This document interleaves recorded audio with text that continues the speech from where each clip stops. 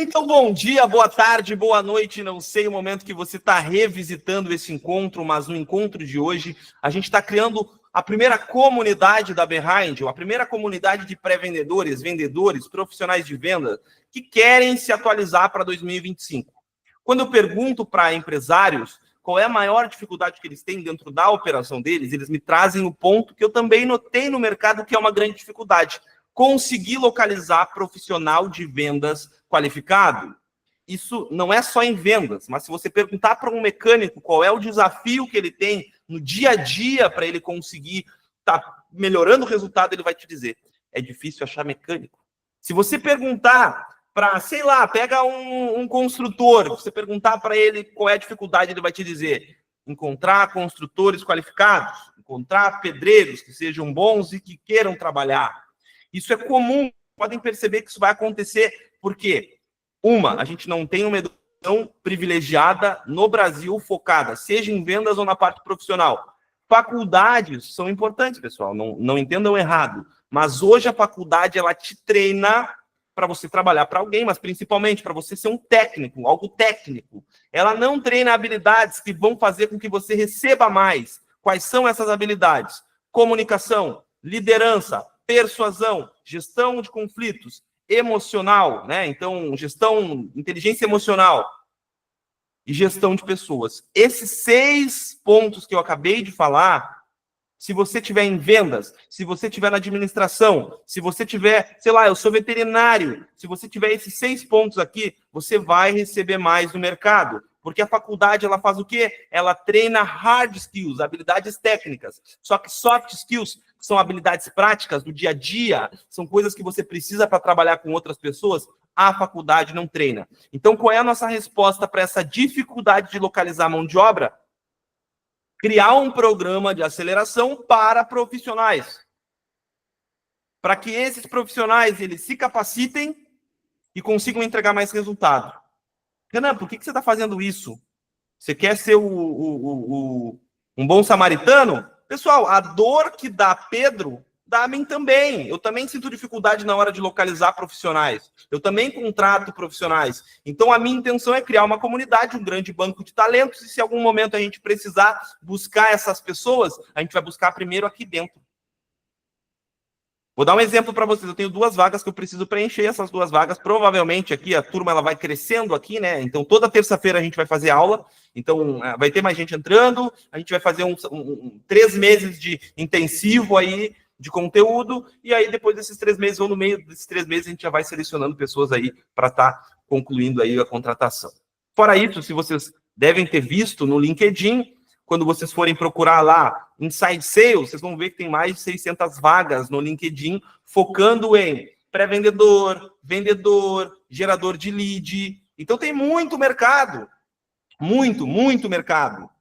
Mas vamos começar aqui para não perder muito tempo, vocês conhecerem quem sou eu, porque tem muita gente que está aqui que não me conhece.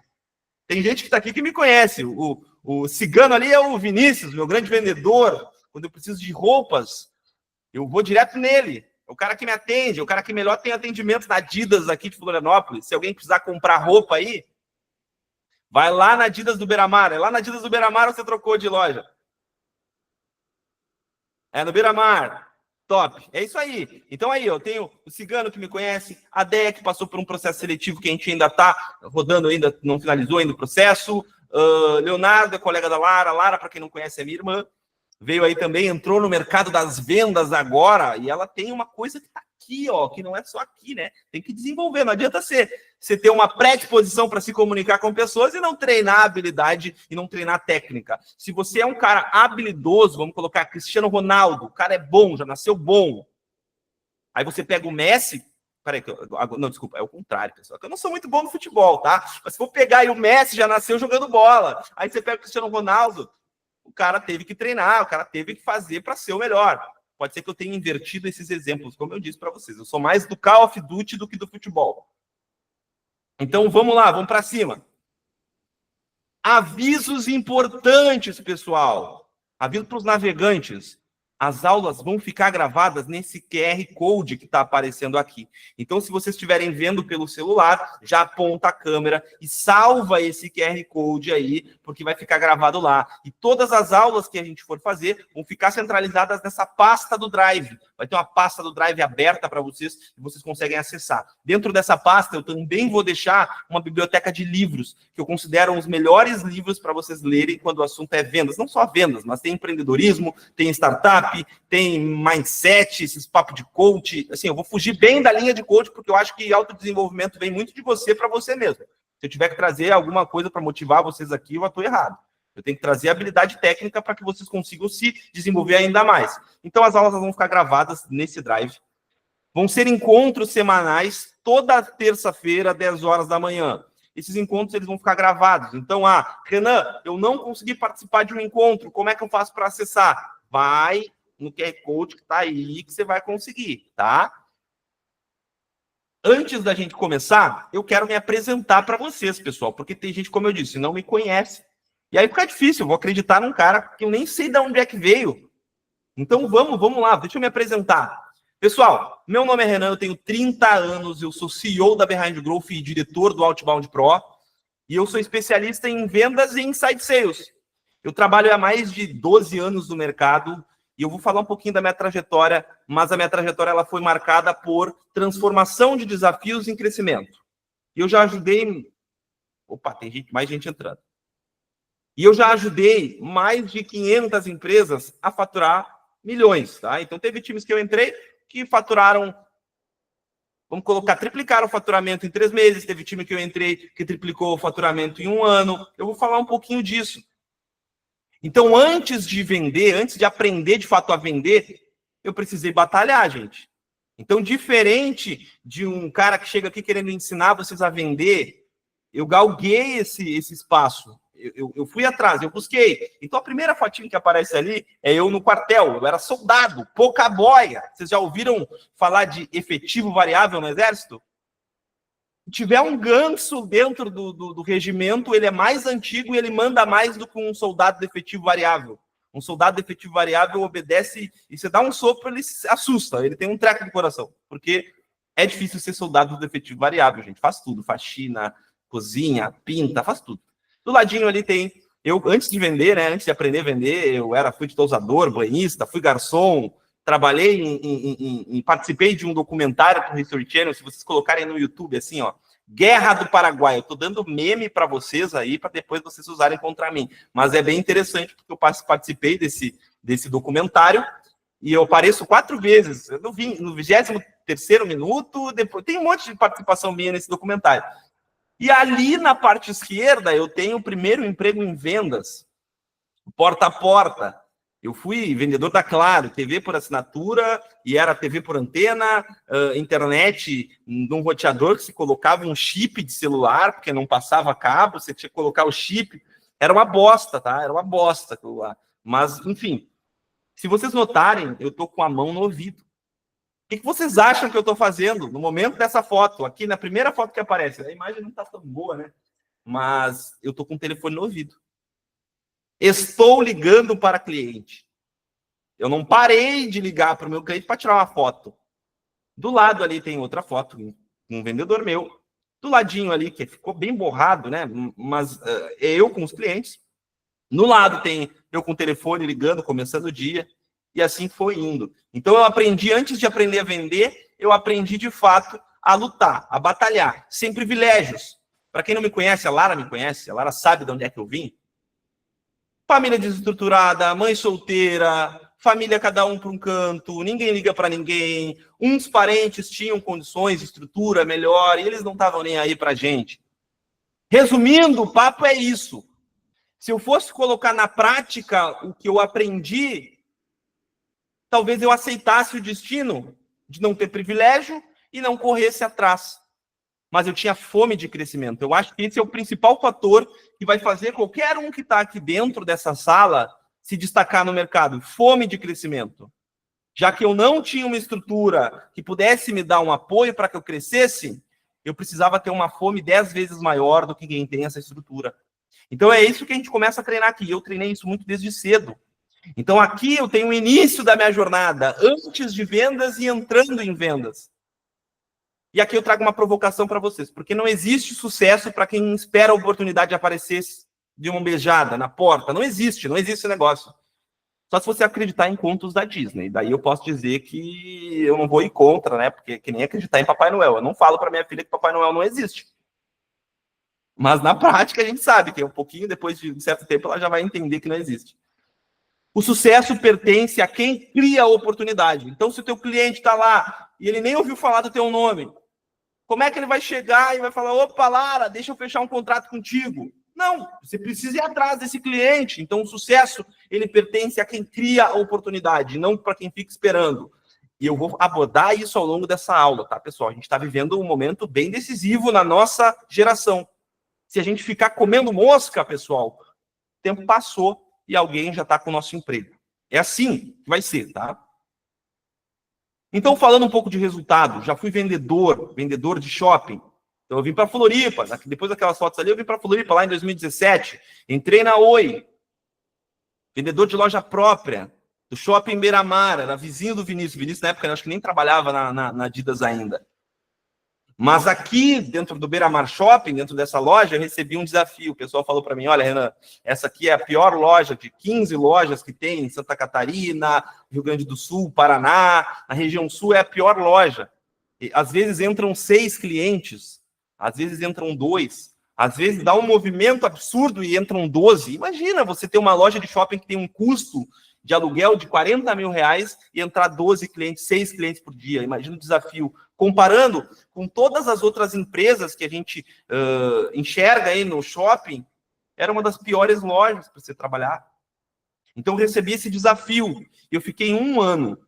Lá dentro, eu criei uma estratégia para atender o cliente de maneira mais rápida, para criar uma linha racional no cliente, para ele enxergar aquele plano que eu estava ofertando, não como um custo, ele conseguia enxergar diferente. Então, o que eu fazia? Não vou me ater muito, ser massivo nessa parte, mas o que eu fazia? Eu reparava que os meus colegas não estavam muito preocupados em vender. Então, o cliente entrava, o que eles faziam? Eles baixavam a cabeça e fingiam que estavam trabalhando. Eu falei, putz, eu vou atender mais clientes aqui. Então, o cliente entrava e falava, opa! Me levantava da cadeira e falava, oi, tudo bem? Pode passar aqui, meu querido. Aí o cliente chegava, eu apertava a mão dele, prazer, meu nome é Renan, qual é seu nome?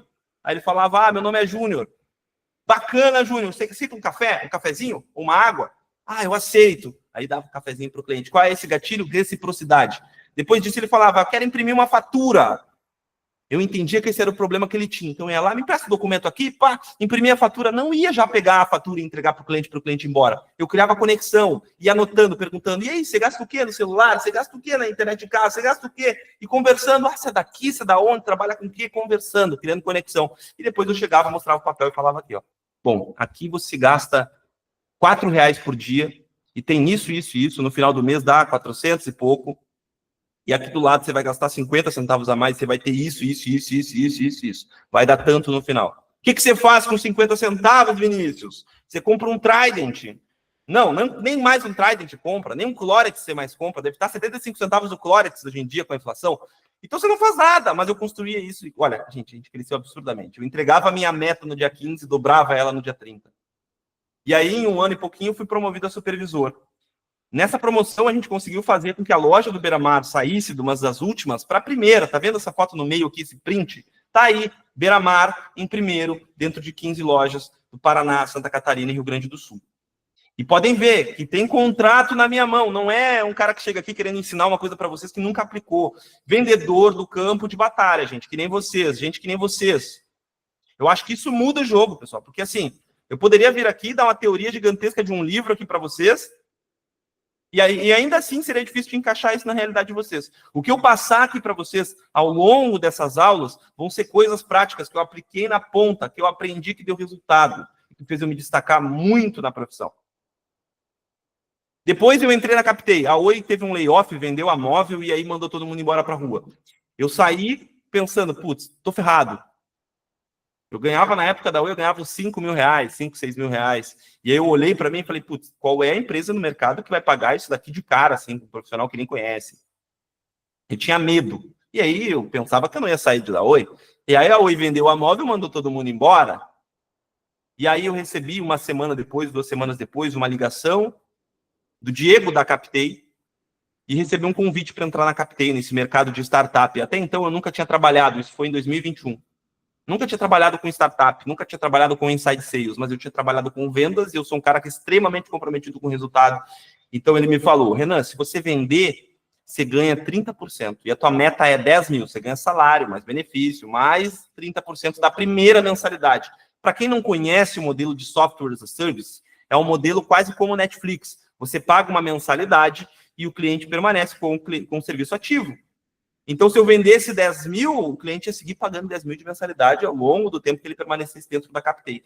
Então, eu ganhava 30%, minha meta era 10 mil. O que eu falei? Renan saiu da Oi ganhando 5 mil, eu quero ganhar 10 mil na Captei. Ser desligado da Oi me gerou um negócio, uma fome, que eu falei, cara, eu saí da Oi, mesmo aplicando, eu era um dos melhores supervisores da região sul.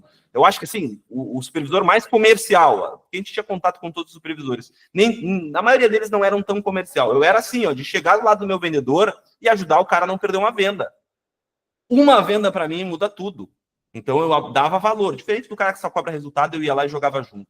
Então, quando eu saí, eu falei, eu quero ganhar o dobro. Eu falei, eu vou vender 20 mil na Captei. E eu lembro até hoje, o Diego da Captei, ele falou assim para mim, olha, Renan, isso é impossível, porque o cara que mais vendeu aqui dentro, ele vendeu 13 mil reais, 13 mil e pouco. O Maurício pode me corrigir aí no chat. Ele vendeu 13 mil e pouco. E não é possível chegar aí nesse resultado. Eu falei, não, mas é possível, é possível, é possível. Não, tira esse foco, porque você não vai conseguir entregar e você vai se frustrar e eu vou ter que fazer teu desligamento. Então, quem estava acima de mim falou, 13.700, Maurício corrigiu ali. O cara que estava acima de mim falou, olha, cara, é impossível você chegar nesse ponto, você não vai conseguir e não tem o que você faça. Mas na hora que ele me falou isso, a única coisa que eu consegui pensar é, ele não sabe com quem ele está falando.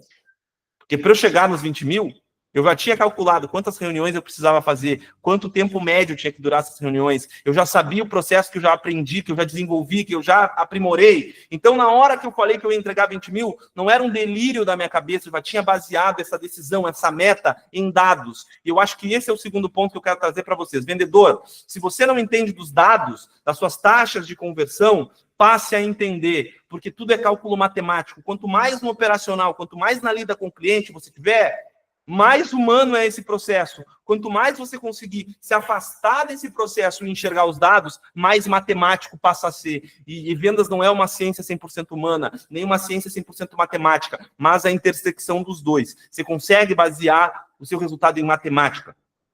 Então, se você não entende taxa de conversão, começa a mapear o teu processo desde o início até o final e ver aonde o cliente para, o que faz o cliente parar naquela etapa. Domina as taxas de conversão e você vai dominar o jogo. Então, eu fui lá, em um mês eu entreguei 18 mil. Não consegui bater os 20 mil, mas pensem, já bati o recorde, que era 13.700. No segundo mês eu entreguei 20 mil. E essa foto aqui que está aqui, o destaque do mês, foi do segundo mês. Eu entreguei 20.435, 48 contas e eu fiz 67 reuniões. Então, a minha taxa de conversão foi de 65%. E o meu ticket médio, que na época, o ticket médio era 320, 330, 350, e o ciclo de vendas era de 7 dias. Eu falei que dava para vender na hora, eu falava que dava para o cliente pagar e assinar contrato na hora, e dava para aumentar o ticket, aumentar a taxa de conversão. A taxa de conversão média era de 30 a 35, então eu dobrei essa taxa de conversão. E a gente saiu de 160 mil de recorrência. Maurício estava comigo, não me deixa mentir, Maurício entregou, fez parte desse resultado. Era ele vendedor de um lado e eu vendedor do outro, e nós dois juntos conseguimos entregar 120 mil de MRR. Se você multiplicar isso por 12, vai dar 1 milhão e pouco aí. Então, de 160 mil de recorrência para 280, quase dobramos o faturamento da Captei. Renan, foi você sozinho que entregou esse resultado? Impossível entregar um resultado desse sozinho, pessoal. Eu preciso de um time de pré-vendas muito competente e muito aberto. Eu preciso de uma estrutura e de um produto bom. Eu preciso conhecer o mercado. Eu preciso que o meu time também conheça o mercado e o perfil de cliente. Então, sendo assim, óbvio que sozinho você não entrega resultado. E a empresa precisa te dar uma estrutura para que você consiga entregar resultado. Você precisa ter uma liderança. Essa liderança ela pode ser como o Diego, por exemplo. Ela pode dizer para você que você não consegue. Mas e aí, você vai aceitar? E aí, você vai largar os boletos da sua vida aí, dos seus objetivos, dos seus compromissos na mão de alguém? Você vai aceitar que alguém vai falar para você que não é possível, que vai subestimar a sua pessoa, o seu talento, a sua dedicação, a sua obsessão? Você tem certeza? Porque se fosse eu não aceitaria. Então eu fui lá, com sangue nos olhos, mordendo o beiço, e falei, eu vou entregar esse negócio. E aí, depois de um tempo, eu saí da Captei, e eu recebi o convite para ser o cara que estruturava o processo da 49 Educação. Ser o head comercial, como vocês quiserem chamar. Eu não ligo muito para nome, não. Dentro da 49 Educação, para quem não conhece, ela é uma aceleradora de startups. Eles aprenderam um método que foi desenvolvido lá no Vale do Silício, que a Apple, Microsoft, Netflix, essas empresas grandes utilizaram para acelerar os seus negócios lá no Vale do Silício. É uma metodologia que é em 8 etapas. Essa metodologia ela é assertiva demais, porque ela fala sobre educação empreendedora. Então, quando o Leandro, da 49, me chamou, falou, Renan, você quer ser o head comercial da minha operação? Eu enxerguei isso daqui como uma oportunidade de aprendizado gigantesco. E foi isso que eu fiz. Eu peguei a 49 Educação, que tinha um faturamento de 1,2 milhões no ano, e reestruturei, coloquei ferramenta, coloquei processo, coloquei um discurso que era um discurso revolucionário para aquela empresa, que foi o discurso do processo seletivo. A gente colocou o processo para rodar e, ao invés da gente vender para os clientes, a gente começou a selecionar os clientes no mercado. E aí a gente selecionava as startups, acelerava essas startups e depois ligava com investidores. Então, esse era o foco da 49. E aí a gente saiu de 2021 com um faturamento de 1,2 milhões para 2,9 milhões no final de 2022. Durante esse período, o 49 precisava de alguém que falasse de vendas. E eu, como um bom soldado lá do meu regimento, eu aprendi que quando precisam de voluntário, quem levanta a mão recebe a maior oportunidade de crescimento. Então, quando alguém falou, opa, precisamos de alguém aqui para falar de vendas, eu já tinha uma metodologia. Eu levantei a mão sem nem pensar. Depois eu vi, eu olhei, putz, cara, levantei a mão aqui e agora? Então, eu fui lá e peguei essa bronca. E eu construí meu método, construí um curso, um programa de aceleração focado em vendas. Cadê aqui? E essas foram algumas das empresas que eu já acelerei, que eu participei ativamente construindo resultado. Asas é um banco, tá? É um banco, vocês devem conhecer.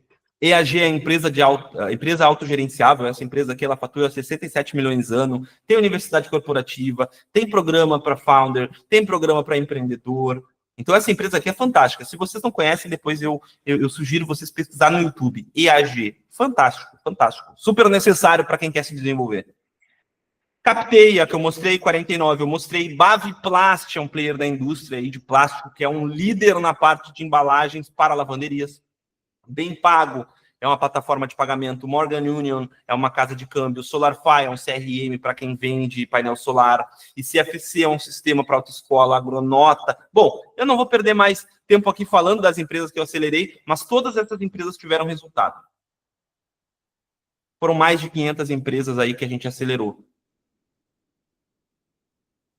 E aqui eu deixo outra provocação para vocês. Se você não tem privilégio, se você não nasceu com uma herança, se você nasceu no meio de uma família desestruturada ou com pouca condição financeira, se você não tem benefício que você já ganhou ao nascer, tenha ambição. A fome, meu amigo, normal, a fome normal, tradicional, para trabalhar das 9 às 18, essa fome ela não vai bastar para fazer você sair desse patamar. Ela não vai bastar para te enriquecer, para te deixar tranquilo. Ela não vai bastar para o teu filho que vai nascer depois, para ele conseguir ter um futuro que você provavelmente não teve. Então, a fome tradicional não basta. Você precisa ter ambição, você precisa ir atrás, você precisa querer mais. Você precisa trabalhar para pagar seus boletos, mas você precisa estudar. Se você não estudar, e se você não aplicar, e se você não se exercitar, você vai cair no looping, no ciclo, naquele destino que está programado para você. A gente tende a cometer os mesmos erros dos nossos pais. E por que algumas famílias já começam dando herança para o filho? Porque uma geração trabalhou, fato é isso, uma geração trabalhou, guardou tudo num cofrinho e entregou para o seu filho. Seu filho trabalhou, juntou o que tinha pego com mais dinheiro que ele conquistou, colocou num cofrinho e entregou para o próximo. E a família que você tá não fez isso. E aí, você vai passar adiante sem volta? Ou você vai mudar essa realidade agora? Vai construir um cofrinho, vai começar a trabalhar, vai performar 10 vezes mais do que as pessoas que estão ao seu redor?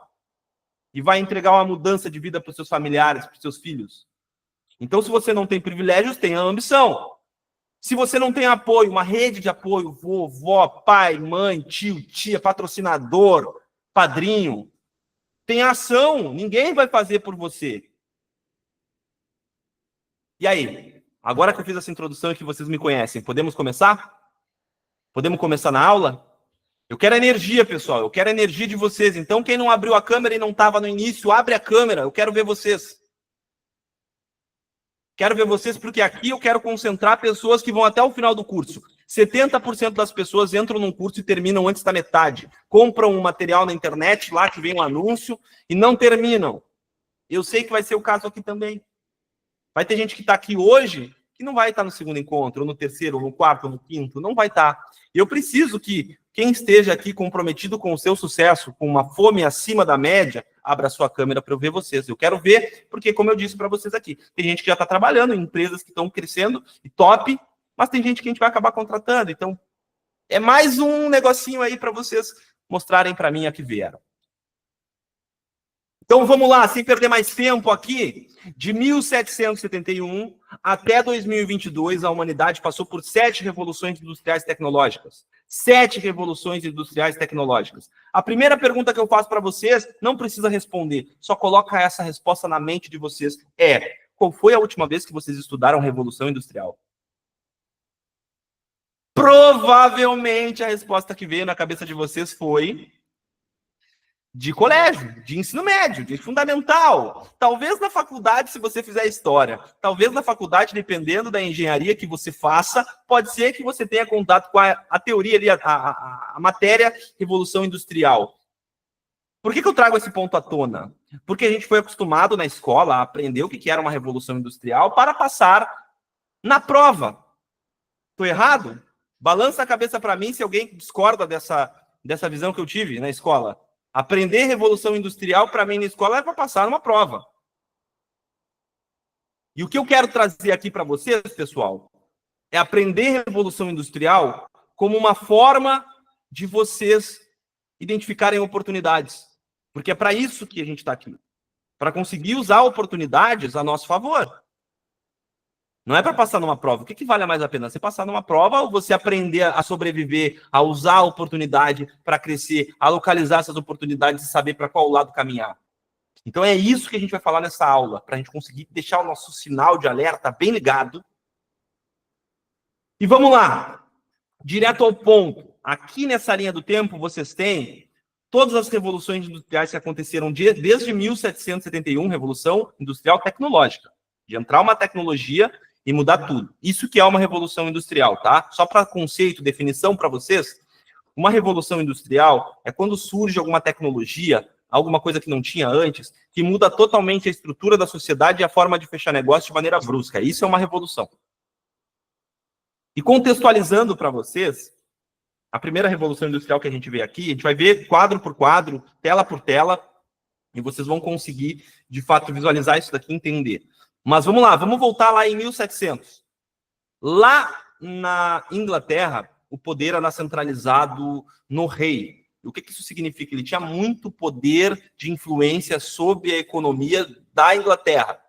Então, em 1770, 69, tem que ver a data exata, o Congresso conseguiu pulverizar esse poder. Porque imaginem o seguinte, se você é um fornecedor, vamos fazer de conta que existe ar-condicionado em 1771, aí para o pessoal da Simport. Então, vamos fazer de conta que você é um fornecedor lá na Inglaterra de 1771 de ar-condicionado. Você vai vender o ar-condicionado para o seu João. Para você chegar no seu João, você tem que chegar no rei. O rei faz a ponte entre o fornecedor e o cliente. Então, você vai chegar no rei e falar, opa, quero vender o ar-condicionado para o seu João. Aí o rei vai olhar para você e falar assim, ó, então aqui, ó, 20% de imposto. Você precisa deixar molhar a minha mão aqui para você falar com o João. Aí ele, beleza, você foi lá e deu 20% de imposto para ele. Daí, na hora que o seu João vai comprar o seu ar-condicionado, o rei olha para ele e fala assim, ó, vai comprar ar-condicionado? 20% então. Pega do João e pega do fornecedor da Simport. Então é isso que acontecia, o poder do rei acabava influenciando muito na economia do país, né? Da Inglaterra. Então, em 1769, 68, o Congresso conseguiu pulverizar esse poder do rei no Congresso. Então, eles conseguiam ter mais participação perante as leis. Então, o Congresso, que era boa parte burguesa, quando eu falo burguesa, eu não estou falando que era playboy, tá? Eu estou falando que burguesia é quem detém os meios de produção.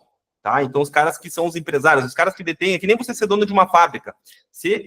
Em tese, se for usar essa definição, é burguês, né? Detém os meios de produção. Então, a burguesia estava no Congresso, então a burguesia lançou medidas mais liberalistas em prol do capitalismo, tá? Então, a classe lá do Congresso conseguiu criar algumas leis que favoreciam empresas e indústrias. Então, por isso que a primeira revolução industrial surgiu em Cromford, na Inglaterra. E qual é o contexto dessa revolução industrial? Vocês lembram daquele moinho que tinha uns negocinhos que girava assim, mas era via água, era hidráulico? Então é um moinho que é tipo um silo. E tem filme, tem em vários lugares. Dentro daquele moinho tinha essa máquina que eu estou mostrando para vocês. Essa máquina, ela pegava a energia que era gerada pelo moinho de maneira hidráulica e ela tiava. Quando eu falo tiava, ela puxava aquele fio de algodão, criava um fio de algodão, de maneira mecanizada. A primeira vez na história que existe uma máquina fazendo isso. Antes disso era tudo manual, né? Não vou falar que era manual, era, o cara apertava, tinha um negocinho que os caras criaram, mas não era mecanizado e não era com energia hidráulica. Então essa foi a primeira revolução industrial que aconteceu na Inglaterra, devido àquele cenário que eu falei para vocês, de políticas mais liberalistas, fizeram com que a Inglaterra fosse um polo industrial nessa revolução industrial. Então, criaram essa máquina. Agora eu conseguiria, por exemplo, produzir em massa algodão, que favorecia muito a indústria têxtil. Então, a Revolução Industrial partiu da indústria têxtil da Inglaterra e teve um grande impacto na sociedade, essa máquina. Qual foi o impacto? Primeira coisa, agora a gente tem uma indústria de algodão. Imagina você conseguir produzir roupa em maior velocidade com custo menor. Começaram a surgir máquinas que eram movidas desde energia hidráulica. E aqui surgiu o aço forjado.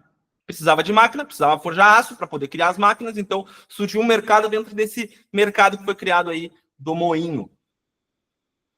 Segunda revolução industrial foi a era do vapor e dos trilhos. Também na Inglaterra. Antes disso, não existiam modos de locomoção ferroviário, não tinha. E pensa, lá em 1700 e pouco, não tinha esse negócio. Não pegava um metrô, não pegava um trem. Você não conseguia fazer isso. Então, basicamente, o pessoal criou a locomotiva Rocket. Era uma locomotiva movida a vapor.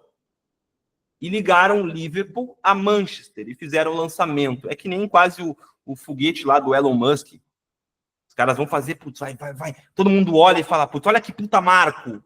Puta marco, o cara foi lá e lançou um foguete que dá ré. Era tipo isso aqui em 1829.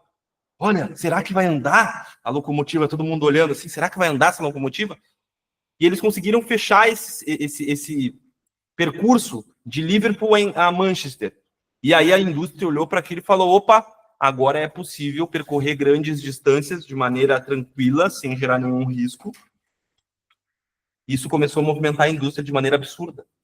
Então, quais foram os impactos da locomotiva Rocket na sociedade? Primeira coisa, foram os motores a vapor, que começaram a existir. Antes disso, não tinha.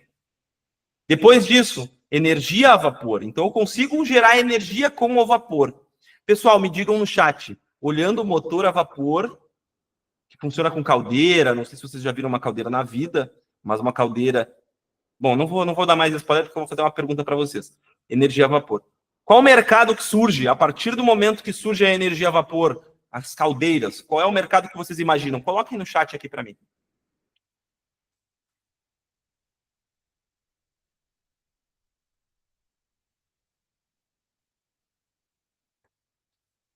Calma, pessoal. Um de cada vez. Vocês estão embolando as respostas. Não consigo ler. Está muito movimentado esse chat. Vamos usar essa energia, pessoal. Aqui, ó, troca de conhecimento. Vamos para cima. Coloca aí. Bom, se criou o mercado de mineração de carvão. Bom, se eu tenho um motor agora que funciona com vapor, eu preciso alimentar uma caldeira. Como é que eu alimento uma caldeira? Com carvão. Então, as primeiras mineradoras de carvão começaram a surgir. Junto com isso, já que eu precisava de mais máquinas para construir tudo isso, eu precisava de mineração de ferro. Então, o pessoal começou a minerar. Então, olhem só, eu lancei uma tecnologia, se criou uma indústria para manter essa tecnologia, e essa tecnologia mudou a forma que o negócio era fechado. Eu precisava de mais alimentos, mais coisas para poder fazer Revolução Industrial pegar força. E aí o pessoal começou a construir material circulante. Material circulante é vagão, locomotiva, container, coisas nesse sentido, tá? E aí, em 1875, pessoal, naquela época o aço era forjado, um pouco antes, o aço era forjado de uma forma diferente. Era em pequenas quantidades, gastava bastante recurso para gerar e gerava com impurezas. Então, Bessemer, que é esse carinha que vocês estão olhando aqui, que tem a cara do Papai Noel, ele literalmente criou um método novo de fazer aço.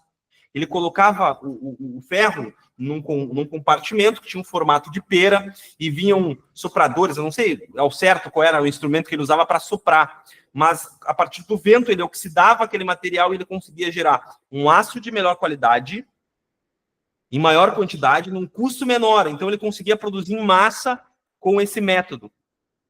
É quase como um McDonald's, só que do aço. Os caras fazem rápido, grande quantidade e com pouco custo. E aí, em 1875, eles abriram a Carnegie Steel lá em Pittsburgh, na Pensilvânia. Então, olha só, se a Revolução Industrial começou lá na Inglaterra, aqui ela já começa a migrar para os Estados Unidos. Hoje a gente vê a potência que os Estados Unidos né? Mas em 1875, um pouquinho antes, tinha a Guerra do Ouro, a corrida pelo ouro, lá na Califórnia. Então, os Estados Unidos começou a ganhar forma, começou a ganhar força. Ele participou de várias guerras, então a gente sabe o quão forte os Estados Unidos se tornou a partir disso. Mas em 1875 foi aberto a fábrica da Carnegie Steel lá em Pittsburgh. Então agora a gente teve um impacto muito grande, porque a gente conseguia produzir aço em massa. Isso tornou o aço mais acessível, o que favorece a indústria que produz máquina a conseguir produzir mais máquina a um preço mais barato e vender isso e aumentar a margem de lucro. Logo, a gente começou a ver aqui a implementação de motor a vapor em navios. Pensem comigo, agora eu consigo produzir aço mais barato, com maior qualidade e com uma quantidade maior. Logo, eu vou precisar usar esse aço, vou poder usar esse aço na engenharia civil, por exemplo, construindo prédios, casas. Surgiu aqui a indústria química. E indústria de equipamentos eletrônicos. Antes dessa era aqui, não existia eletricidade.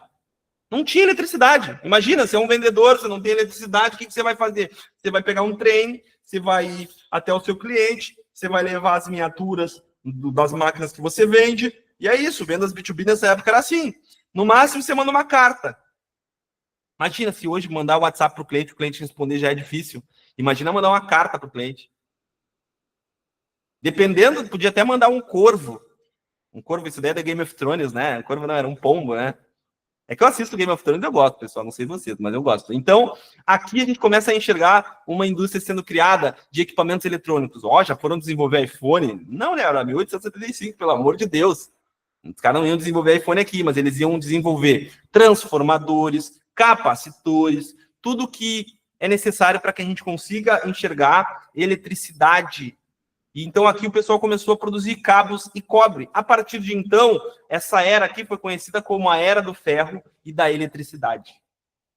Antes não tinha. Imagina você tomar um banho gelado sempre, gente. Se hoje em dia a gente está acostumado a tomar banho quente, mesmo no calor, tem algumas pessoas que ainda tomam banho gelado. Mas imagina tomar um banho gelado todo dia no inverno, cara. Não tem o que fazer. No máximo você aquece na caldeira ali a água quente para tomar um banho. E esse senhor aqui, em 1908, esse cara que tá olhando assim com uma cara de que, olha, eu sou superior a vocês, na época dele, né, 1908, ele realmente foi revolucionário. Ele quase foi como o Elon Musk de 1908. Alguém chutaria quem é esse cara? Bom, eu não vou esperar a resposta de vocês no chat aqui, mas vocês podem colocar. Esse cara, o nome dele é Henry Ford. Boa, Igor. Muito bom. Esse cara, ele revolucionou o mercado, a indústria, porque ele lançou em 1908 o primeiro Ford Model T. E ele não lançou só o Ford Model T, que antes disso as pessoas andavam em carroças, os veículos eram só veículos de luxo, mas ele criou uma forma de conseguir criar veículos lá, produzir veículos em massa. Vocês já devem ter visto, ou se não viram, assistam o filme do Charlie Chaplin, chamado Tempos Modernos. Lá ele mostra um cara de uma fábrica tendo um movimento. Então foi isso que o Henry Ford fez. Ele separou, ao invés de ele ter um cara que faz tudo, ele colocou alguém só para apertar parafuso do eixo. Um cara só para colocar o pneu esquerdo, outro cara só para colocar o pneu direito. Ele criou uma linha de produção, que nem numa fábrica, ele criou exatamente essa linha de produção para produzir veículo. E ele conseguiu ganhar o mercado. Então o Ford Model T surgiu, e qual foi o impacto disso na sociedade? Primeiro, a gente viu motor de combustão interna. Isso começou a ser aplicado em carro, em trator, em avião. Agora a gente conseguia produzir em massa veículos. Então os veículos que eram um artigo de luxo, que só os milionários tinham, agora passou a ser algo acessível a todo mundo. Com os veículos, a gente precisa de combustível. Então a indústria petroquímica começou a surgir. Com a indústria petroquímica surgindo, a gente começou a enxergar petróleo e combustível mais acessível. Com petróleo e combustível, a gente começou a enxergar outras coisas surgindo, e uma delas foi refrigeradores e alguns eletrodomésticos. A partir de então, a gente começou a enxergar a geladeira. Antes disso, o pessoal não tinha como guardar sua marmita e esquecer na geladeira, pessoal. Pensa na sua marmitinha de 15 dias na geladeira, que já está mofada. Não existia essa função. Então, o que o pessoal fazia? Colocava lá em algum lugar, tapava de sal antes disso, esperava, rezava, para que ia ficar conservado. E provavelmente estragava. Então, beleza. 1908 a 1971, a próxima revolução industrial que teve foi a do microprocessador Intel 4004. Aqui, pessoal, eu gosto de dizer que para a nossa geração foi a revolução industrial que mais teve impacto significativo na nossa rotina, no nosso cotidiano. Porque antes disso não tinha computador. Antes disso eram cartas e telégrafos. Aqui a telecomunicação começou a ganhar força. Aqui os computadores pessoais começaram a surgir. E foi lá em Santa Clara, na Califórnia, aquele terreno lá. Aquela região da Califórnia é muito rica, pessoal. Na Guerra do Ouro, aquele terreno era um terreno mexicano. Quando se descobriu o ouro, os Estados Unidos olhou para aquela região e falou: opa, vamos pegar esse pedaço para a gente aqui. E rolou aquela guerra lá do faroeste, que vocês vê nos filmes, de índio mexicano brigando contra americano. E aí os Estados Unidos praticamente foi lá e tomou a terra do México e desenvolveu aquela região. Então, o Vale do Silício, Santa Clara e outras regiões se tornaram polos muito fortes na tecnologia. E qual foi o impacto do chip 4004? Bom, primeira coisa, a microeletrônica. Então, os chips, esse chip ele conseguiu ser utilizado em celular, conseguiu ser utilizado em várias aplicações. A gente faz softwares. Vem computador, preciso de um SAC, de um SAP, preciso de um sistema aqui para fazer aqui o uso. Naquela época era bem arcaico, mas mesmo assim estava começando a surgir. Era quase você jogar Atari, era quase como você jogar Atari. Junto com isso, a telecomunicações começou a ganhar espaço. Então, se eu tinha um computador, eu precisava de uma rede que ligasse esse computador. Então, começou a surgir as telecomunicações. Não a internet como a gente conhece hoje, mas fios ligavam uma região na outra, o rádio. Então, a gente começou a enxergar o celular, o telefone. Os primeiros conceitos de telefone celular surgiram nessa época.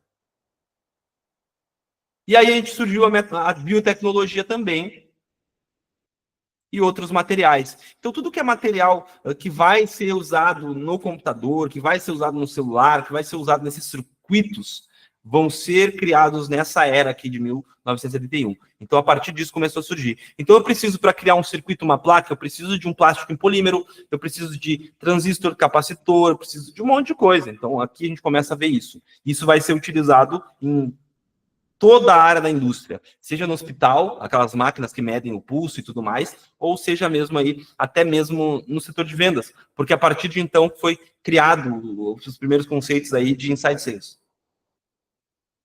E aí a gente tem em 2006 aqui a era da nuvem e da automação. Vocês têm carinha de que nasceram no máximo em 94, mas eu vou ser legal com vocês. Antes disso, não tinha rede social, não tinha computador que usasse e ligasse tudo numa só. Então, em 2006, lá em Seattle, o Jeff Bezos, vocês conhecem esse cara aí? Parece que é o cara que vai dominar o mundo, né? Ele lançou esse conceito e lançou a AWS, Amazon Web Service. O que é Amazon Web Service? É um serviço de armazenamento em nuvem. Vamos colocar assim, ó, tu pode, ao invés de ter um servidor para armazenar a tua aplicação, eu posso alugar um servidor do Jeff Bezos aí, da Amazon, e colocar o meu sistema, os meus dados lá dentro e distribuir isso para o Brasil não, para o mundo inteiro. Então isso muda totalmente a indústria, principalmente quando se diz respeito a software, a aplicação. E qual foi o grande impacto que isso teve na sociedade? Primeiro, começaram a surgir grandes bancos de dados, centros de dados, big data. Com os big data, a gente começa a enxergar uma digitalização muito maior no mercado. A gente enxerga as primeiras redes sociais. Então, se alguém está aqui, é da época do Orkut, vai lembrar que, putz, cara, revolucionou. Quando eu olhei o Orkut pela primeira vez, eu era bem pequenininho, assim, eu olhei e falei, olhei a menina mexendo numa lan house, assim, eu falei, caraca, ela tem um site para ela.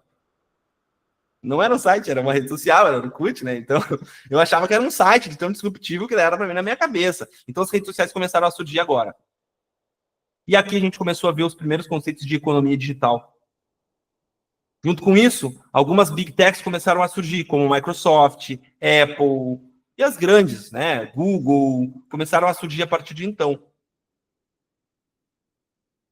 E agora, em 2022, a gente enxerga em novembro de 2022 o lançamento da primeira inteligência artificial generativa acessível ao público.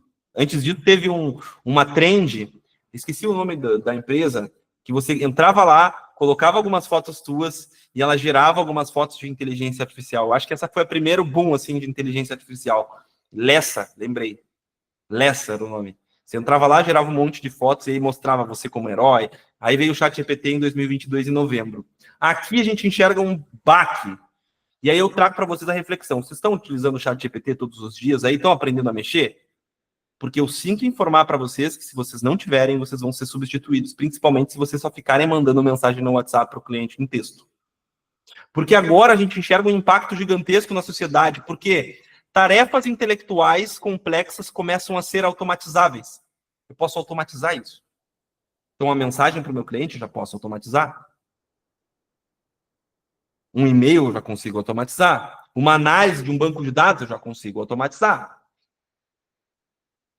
As empresas começam a olhar para os seus modelos de negócio e pensar em como que elas podem reestruturar isso utilizando a inteligência artificial. Ou seja, se antes eu precisava de 10 copywriters na minha agência de marketing ou na minha empresa, hoje eu preciso de um copywriting com conhecimento e inteligência artificial e uma inteligência artificial que seja capaz de entregar o mesmo resultado que 10 profissionais entregariam.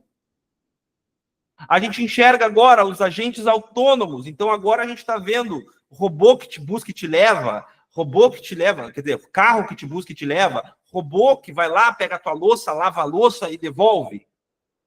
E por mais polêmico que seja, a gente começa a enxergar os primeiros dispositivos de interface cerebral, o Neuralink, que prometem entregar mais performance de processamento para o seu cérebro e monitorar os seus sinais e tudo mais. Coisas que a gente, se fosse falar, pessoal, disso 10 anos atrás, provavelmente seria como se vocês estivessem vendo o filme do Matrix. Então agora, pessoal, é um grande baque.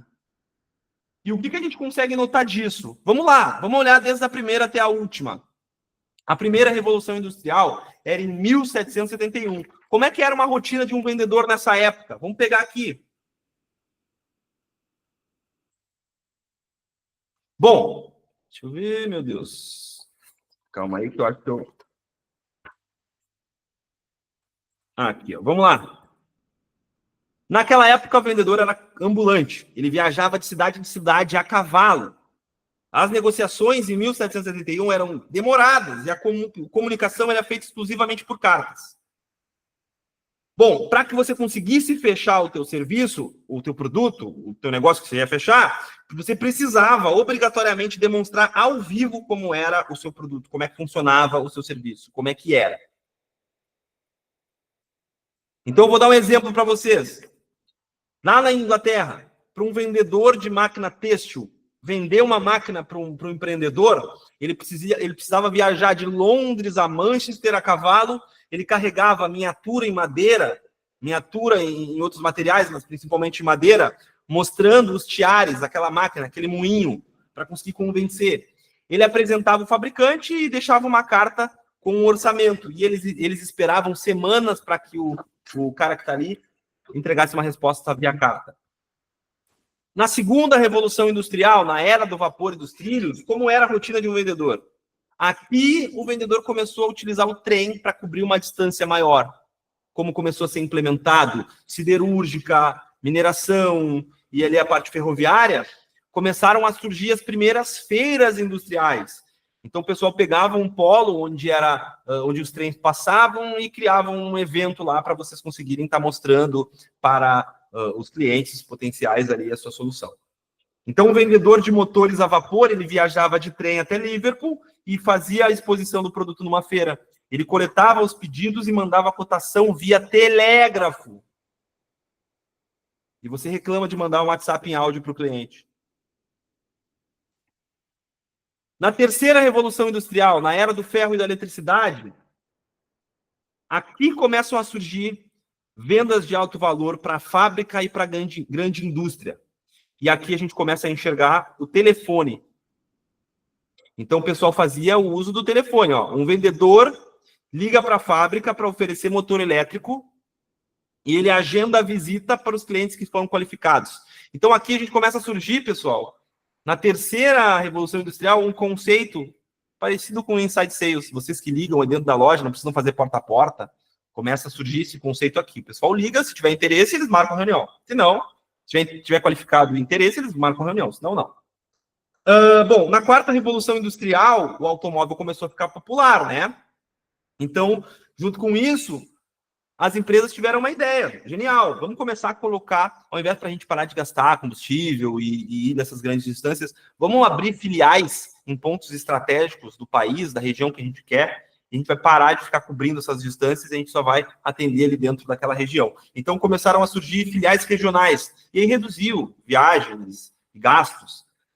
E aí, os principais veículos de comunicação com o cliente eram ainda cartas, telefones e mala direta. Um exemplo, um vendedor da Ford precisa visitar distribuidores para negociar as frotas de veículos. Imagina, cara, você tem uma empresa, você vende, sei lá, vende telefone. Agora, teus vendedores podem andar de carro ao invés de ter que pegar trem, andar a cavalo. Já pensou? É uma realidade que pra gente hoje é um negócio, putz, cara, eu prefiro andar de Uber. Mas naquela época, cara, era cavalo ou trem e era o que tinha. Imagina, foi revolucionário, que nem você falar, você vai percorrer uma grande distância em 30 minutos. O cara falar, hahaha, é mentira. Como eu falar agora para vocês que o robô pode ser que substitua o trabalho de boa parte das pessoas, o trabalho das pessoas que não usam esforço intelectual para fazer, por exemplo, que é uma coisa que é só repetir, vai ser substituído isso. Não, mas não vai ser. Putz, cara, a gente achava que não era possível ter um carro em 1771. Então aqui, pessoal, nessa quinta revolução industrial aqui, a gente começa a enxergar o computador pessoal.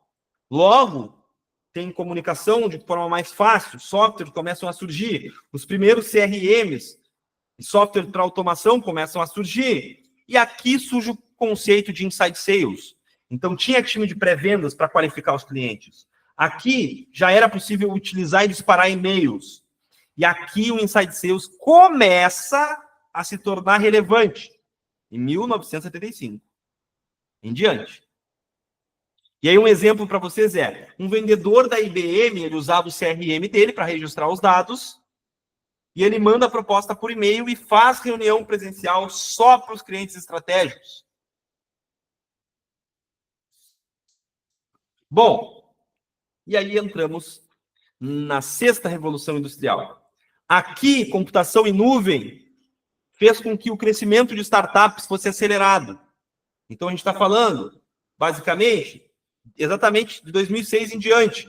Aqui democratizou para quem quer desenvolver software. Agora não precisa ter uma estrutura parruda. Eu posso desenvolver software e alugar o servidor da AWS. Sendo assim, as vendas B2B se tornaram maior parte online.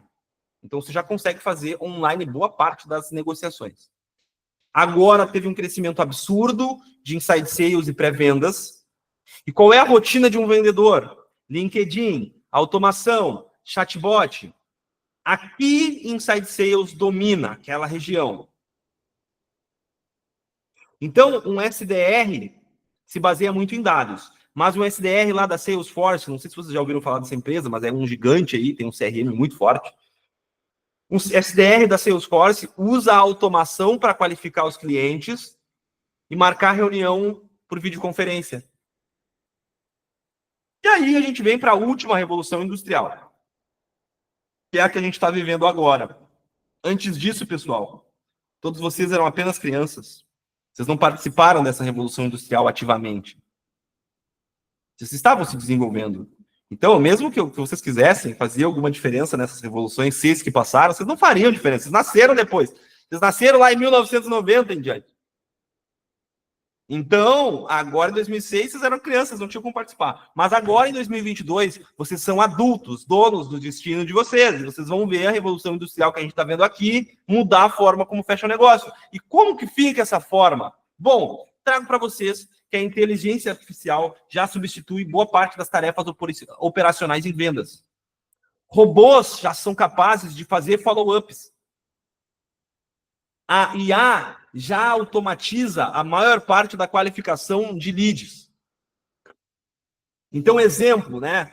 Um agente de IA consegue pré-qualificar os leads e agendar reuniões automaticamente, deixando o vendedor focado apenas no fechamento. E aí eu pergunto para vocês, como que vocês estão se preparando para o futuro das vendas? A gente está enxergando um caminho onde vai ter uma seleção natural de profissionais em todos os mercados. Isso significa que o que você, meu amigo, está fazendo hoje pode ser extinto amanhã. Se eu estou acostumado a mandar o orçamento pelo WhatsApp em texto para o meu cliente, o que segura teu emprego? Isso uma inteligência artificial já consegue fazer. Se o cliente levanta a mão pedindo um orçamento para mim, e eu mando o orçamento para o cliente, isso daí uma inteligência artificial já consegue fazer. Então é isso, como vocês estão se preparando para o futuro das vendas? E quais habilidades continuarão sendo essenciais? A gente enxerga um mercado que, se você for olhar no Brasil, deve ter mais de 5 mil pré-vendedores no Brasil. Não vou falar que todos os pré-vendedores são os melhores, são os tops. Tem pré-vendedor aí que manda mensagem no WhatsApp para o cliente com textos que são Ctrl+C, Ctrl+V. A gente vai enxergar uma seleção natural no pré-vendas. Eu não gostaria, porque eu quero que essa área, como a gente tem uma aceleradora, essa área cresça absurdamente e que tenham mais profissionais e que mais profissionais entreguem mais resultado. Mas o que a gente vai ver não é o que eu quero. O que a gente vai ver é basicamente uma seleção natural acontecendo que vai fazer com que esse mercado que tem 5 mil pré-vendedores seja reduzido a 500, 1.000. Por que eu preciso de 10 pré-vendedores se eu posso ter 2 que dominam a inteligência artificial e sabem usar e 10 inteligências artificiais sob domínio desses 2 pré-vendedores? O pré-vendedor entrando só na personalização do atendimento, porque é isso que vai fazer diferença. A inteligência artificial não consegue te mandar um áudio falando, fala, Vinícius! E aí, como é que foi o jogo de futebol na quarta aí? A IA não consegue fazer isso ainda. A IA não consegue tomar um choppzinho com o cliente. A IA não consegue tomar um cafezinho. Fazer uma reunião automática aqui online. Não consegue. Isso daí ainda vai ter espaço.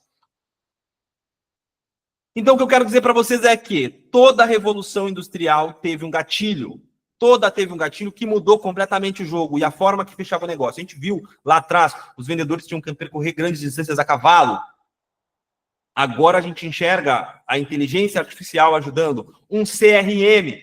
Eu sei que tem vendedor do varejo aqui, eu sei que tem vendedor que nunca sentou na frente de um CRM. O que é um CRM? Eu vou ser amplo para ficar a definição salva na cabecinha. Vocês têm que anotar. CRM. É um sistema de gestão de relacionamento com o cliente. Eu não uso a minha cabeça para lembrar que eu tenho que ligar para o Vinícius terça-feira. Eu coloco no meu CRM e ele vai me lembrar de fazer, ele vai ter todo o registro com o meu cliente. Então, vocês precisam utilizar o CRM. E aí teve um gatilho. Quais foram os gatilhos? Pessoal, tá na tela, pessoal. Para vocês conseguirem identificar o que mudou o mercado. Está disponível, inclusive, naquela pasta que está salva ali para vocês. A reunião vai ficar gravada, vai ficar lá. Vocês já vão ter acesso a isso. Porque eu quero que vocês consigam, ficar atento, atualizado. Porque aqui a gente viu uma revolução industrial. Deixa eu voltar. Vamos lá, vamos olhar o comportamento da revolução industrial. Ela era mais distante demorava mais tempo para acontecer. Então, a primeira, de 1771 até 1829, foram 58 anos. Diminuiu depois, de 1829 para 1875, para 46 anos. Depois, de 1875 para 1908, 33 anos. Então, anotem aqui, está reduzindo o tempo que a gente demora para ter uma revolução industrial. De 1908 para 1975, a gente está falando de 67 anos. Então, teve um espaço maior da Revolução da Ford até da Era da Informação. Depois de 1975 até 2006 foram 31 anos, pessoal. E de 2006 para 2022 foram 16 anos. O que eu estou querendo mostrar para vocês aqui, para vocês ligarem na profissão de vendas de vocês? Que está cada vez mais frequente, mas o intervalo de tempo está reduzindo de revolução industrial. Se nessas 7 revoluções industriais a família de vocês não usou dessa estratégia aqui para crescer, ou usou, mas vocês não faziam parte, não podiam usar isso a seu favor, agora vocês sabem como identificar uma revolução industrial e você sabe o impacto que isso tem direto na sociedade. E como grandes vendedores que vocês querem ser, vocês precisam aprender a identificar uma revolução industrial e saber se posicionar no mercado. Porque muita gente vai perder o seu emprego, gente. Eu estou falando sério mesmo. Claro, vai ter uma seleção natural. Se o cara só repete um processo, a IA já vai fazer isso. Então o cara vai ter que se desdobrar, vai ter que ter uma evolução. E de qual lado aí, meu amigo, você quer ficar nessa revolução industrial? Você quer enxergar isso como uma ameaça para você perder o seu emprego? Ou você quer ver isso como uma oportunidade de você, basicamente, estar à frente? Pessoal, agora eu quero que vocês coloquem nos comentários aqui se fez sentido tudo isso que eu falei para vocês. Então coloca, valeu. Se valeu a pena essa aula, vocês escrevam, valeu aí no chat. Boa, Luísa. Boa, Igor. Boa, Deia. Boa, Lara. Quem não respondeu, eu vou entender que tá com a câmera desligada, foi pegar um cafezinho ali para voltar. Boa, Vinícius. Então é isso, pessoal. Tá aí. 2022 para cá foi um tapa, passou 3 anos, gente. A IA tá aí. Quantos de vocês utilizam a IA? Levanta a mão aqui, coloca a mãozinha para cima. Já usa a IA?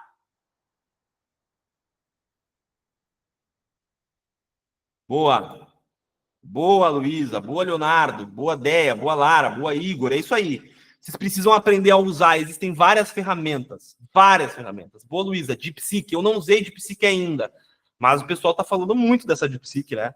Mais barato, entrega mais resultado. Então, já vi, né? Eu uso o ChatGPT, mas assim, eu tenho que usar o DeepSeek para sentir, para ver qual é que é. Bom, pessoal, vou parar de gravar aqui e vou dar um recado para vocês.